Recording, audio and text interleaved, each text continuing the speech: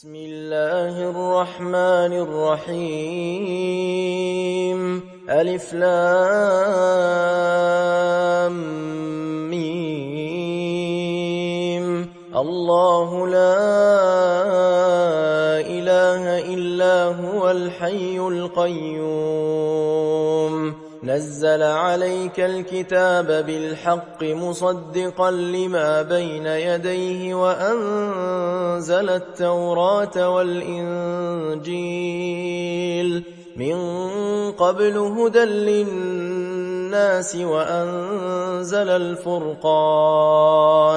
إن الذين كفروا بآيات الله لهم عذاب شديد والله عزيز.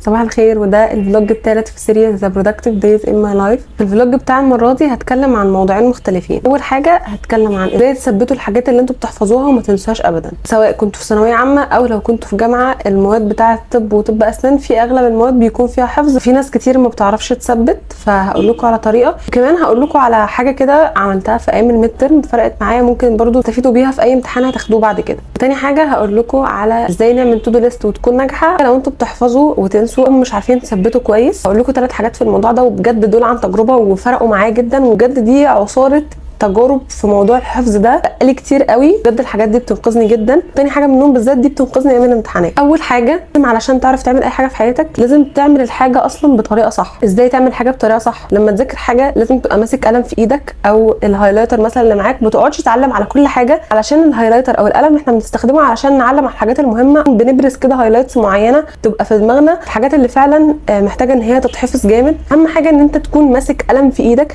ما ينفعش تذاكر بعينك بس، او ما ينفعش تذاكر مثلا ان انت تسمع بس، لازم تستخدم ال3 حواس. بتبقى ماسك قلم في ايدك وفي نفس الوقت بتبص على الحاجات اللي انت بتقراها، وبتحاول ان انت زي بتاخد كده سكرين شوتس بعينك للصفحه اللي قدامك، وكمان بتقول الكلام اللي انت بتقراه او اللي انت عمال بتعلم عليه. فانت كده بتشغل 3 حواس، ان انت بتسمع وبتشوف وكمان بتتكلم وكمان بتعلم بايدك على الحاجات المهمه. الطريقه دي احسن الطرق اللي بجد هتخليك اصلا تكون بتذاكر صح. لو عملت ال3 حاجات دول فبنسبه كبيره قوي الحاجات اللي انت بتقراها او اللي انت بتذاكرها هتثبت معاك من اول مره من غير ما تقعد تكرر فيها كتير. تاني حاجه ان انت بعد ما بتذاكر الحاجه اللي انت ذاكرتها بتحاول انت تشرح الحاجه تاني لاي حاجه وهميه قدامك او لاي حد موجود فعلا قدامك. بتشرح الحاجه دي وتحاول بقدر الامكان ان انت ما تبصش على الحاجات اللي في الكتاب، تحاول ان انت تفتكرها من مذاكرتك. الموضوع ده بجد من اكتر الحاجات اللي حرفيا بتثبت. انا لما بيكون عندي امتحان وببقى محتاجه ان انا اثبت، وحاسه ان انا مثلا تايهه وما ثبتش وهنسى، لو انا مثلا معايا صحابي مثلا او كده بنقعد مع بعض بحاول ان انا استغلهم وبفضل اشرح لهم الكلام اللي انا فهمته من الدرس. طبعا هم بيكونوا فاهمين وسامعين الشرح قبل كده، بس احنا كده كده بنستفاد لان انا بثبت، وكمان في نفس الوقت هم بيستفيدوا لان هم بيسمعوا نفس الشرح تاني. وبعد كده بنعكس لو هم عايزين برضو يثبتوا بيشرحوا لي. فبجد في ايام الامتحانات الموضوع ده بيفرق جدا وبيثبت معانا جدا جدا. حاول انت حتى لو مش معاك اي حد ان انت تحاول تشرح الحاجه دي لنفسك عادي،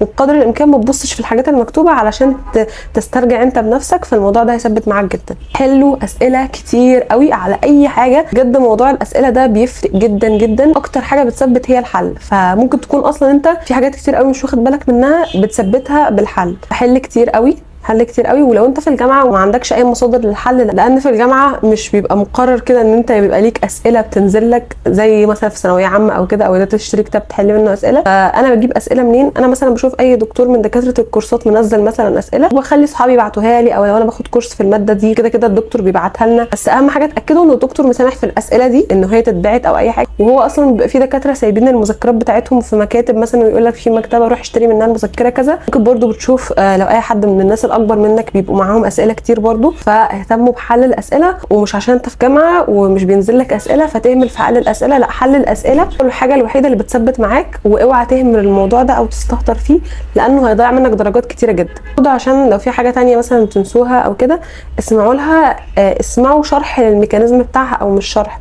بيبقى فيه كده فيديوهات انيميشن مثلا او مثلا زي موضوع الدي ان ايه ده ما كانش ثابت معايا خالص في ثانويه عامه، زي مثلا عندنا في الباصو الانفلاميشن مثلا عشان اثبتها، فبسمع زي فيديو كده في طريقه الحاجه بتتعمل ازاي، او في طريقه الميكانيزم بتاع الانفلاميشن بيبدا ازاي وايه الخطوات بتاعته وايه اللي بيحصل، في فيديو كده بيكون صغير 2 أو 3. الحاجات دي بتثبت جدا جدا، فممكن تبحثوا عليها على يوتيوب مثلا. قمت لبست علشان هننزل الجامعه، بس قبل ما ننزل الجامعه هنتكلم الاول عن التو دو ليست. قبل ما نقول اي حاجه لازم تبقى عارف ان التودو ليست دي من اهم الحاجات اللي المفروض تعملها في يومك، واللي لازم علشان وقتك يبقى منظم ويومك يمشي زي ما انت عايز لازم تبقى عامل تودو ليست لليوم بتاعك. اول ما بتصحى من النوم بتحدد ايه الحاجات اللي انت عايز تعملها في يومك، وبتسجلها في اي ورقه، في اي نوت، في اي حاجه انت بتكتب فيها. المفروض تعمل نوت كده تكتب فيها التودو ليست بتاعتك والتاسكات اللي عليك في اليوم. دي حاجه بتقلل التشتت جدا، والاحسن كمان ان انت تكتبها من قبل ما تنام علشان لما تصحى من النوم تبقى عارف ايه الحاجات اللي انت هتعملها، ما تبذلش مجهود الصبح في ان انت تفكر لسه هعمل ايه. زي ما كنا اتكلمنا قبل كده في فيديو تنظيم الوقت، ان انت بتنهي يومك من قبل ما يبدا.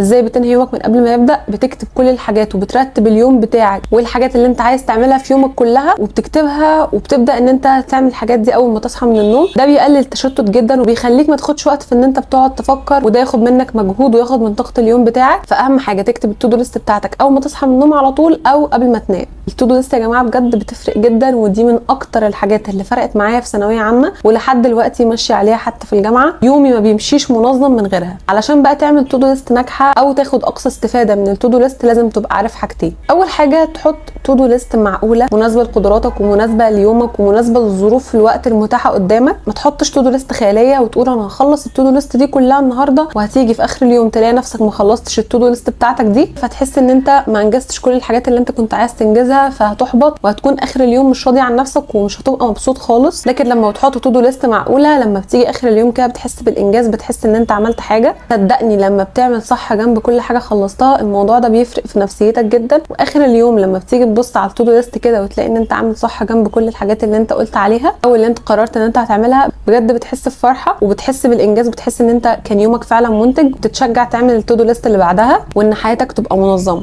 فحط تودو ليست كويسه مناسبه لليوم بتاعك، وفي نفس الوقت ما تبقاش تودو ليست ما فيهاش اي حاجه. يعني حاول تخلي التودو ليست بتاعتك معقوله، ولا فيها حاجات قليله قوي ولا فيها حاجات كتير قوي. الحاجه الثانيه اللي لازم تبقى عارفها ان انت عادي ان انت توقع حاجه او حاجتين من التودو ليست. دي حاجه طبيعيه جدا، ان انت ما بتبقاش عارف يومك ماشي ازاي. ساعات في الاغلب بيحصل حاجات في نص اليوم تخلينا نتعطل، او ان احنا ما بنبقاش حاسبين لها فبتعطلنا في نص اليوم. فطبيعي ان انت يقع منك حاجه او حاجتين من التودو ليست اللي انت عاملها، فتقبل ده وما تحسش ان انت فاشل، لان دي حاجه طبيعيه جدا. حتى لو الحاجات اللي انت كنت مقرر ان انت تعملها ما خلصتش بسبب ان انت كنت بتضيع وقت او كنت بتتمرقع مثلا وما لحقتش تخلص الحاجه اللي انت كنت مقرر ان انت تخلصها، عادي ما تفضلش تلوم نفسك، بس قرر ان انت في اليوم اللي بعده هتخلص التودو ليست اللي عليك كامله، او على الاقل هتبقى سايب منها حاجات بسيطه. طبيعي ان احنا نغلط علشان احنا بني ادمين، بس الصح ان انت تتعلم من الغلط بتاعك حتى لو غلطت نفس الغلط كتير قوي، لان احنا ساعات كتير قوي بنبقى صاحيين من النوم هنعمل حاجات كتير جدا، وبنيجي ساعات نضيع وقت ونتمرقع ونيجي اخر اليوم نحس بتأنيب الضمير. ده طبيعي بس مش في ثالثه ثانوي.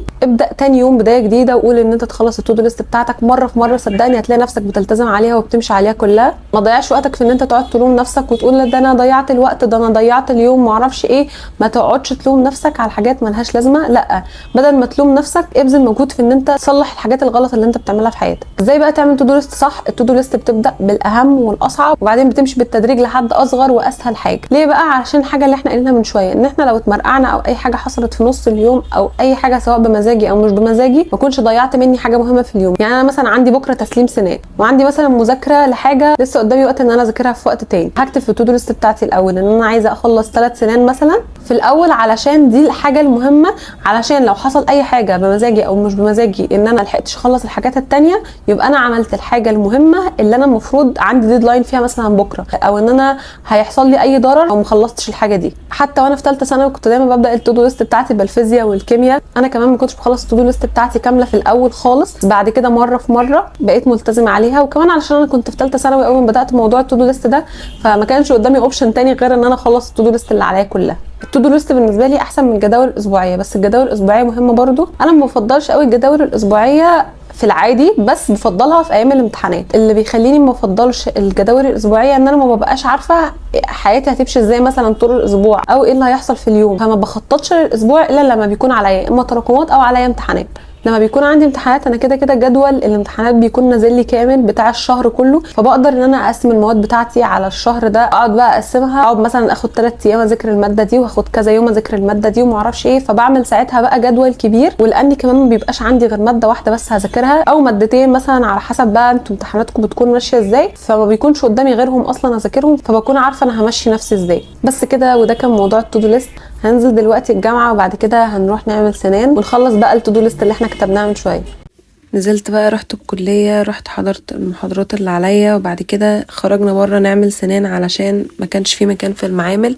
طلبنا فطار عشان طبعا الاكل اهم حاجة، وبعدين بدأنا ان احنا نشتغل. طبعا انتوا شايفين ان الكارفنج سهل، وانه الله ده انتوا عمالين بتقشروا ومعرفش ايه، بس بجد الكارفنج ده اكتر حاجة بتوجع ظهري وعينيا. فقعدنا بقى ان احنا نقشر كده علشان نطلع شكل السنة، وبعد كده هنبدأ ان احنا نسيح. وبعدين كملت انا بقى بقية الكارفنج لوحدي، وخلصنا وروحنا، وبعدين عملت اكل كنت حرفيا ميتة، وبعد كده نزلنا نذاكر. وبس كده، اشوفكم بقى في الفلوج الجاي. باي باي.